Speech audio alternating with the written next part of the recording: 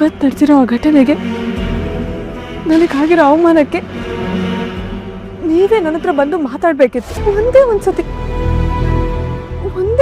ಕೂಡ ಏನಾಯ್ತು, ಯಾಕಾಯ್ತು, ನನ್ನ ಹೆಂಡತಿ ಕಡೆ ನ್ಯಾಯ ಇದೆಯಾ ಇಲ್ವಾ ಅಂತ ಕೇಳೋ ಸೌಜನ್ಯ ಕೂಡ ಇಲ್ಲ ಅಲ್ವಾ ರೀ? ಆ ಸೌಜನ್ಯ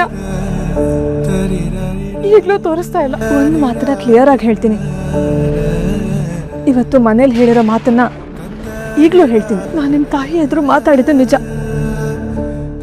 ಆದ್ರೆ ಅವ್ರಿಗೆ ಅವಮಾನ ಮಾಡ್ಬೇಕು ಅನ್ನೋ ಉದ್ದೇಶ ಖಂಡಿತ ಇರ್ಲಿಲ್ಲ. ನನ್ನ ಉದ್ದೇಶ ನನ್ನ ಸ್ವಾಭಿಮಾನನ, ನನ್ನ ಅಸ್ತಿತ್ವನ ಉಳಿಸ್ಕೊಡೋದು ಮಾತ್ರ ಆಗಿತ್ತು. ಆದ್ರೆ ನಿಮ್ ಕಣ್ಣಿಗೆ ಅದು ಹದ್ದು ಮೀರಿದ ಅಪರಾಧ ತರ ಕಾಣಿಸ್ತು.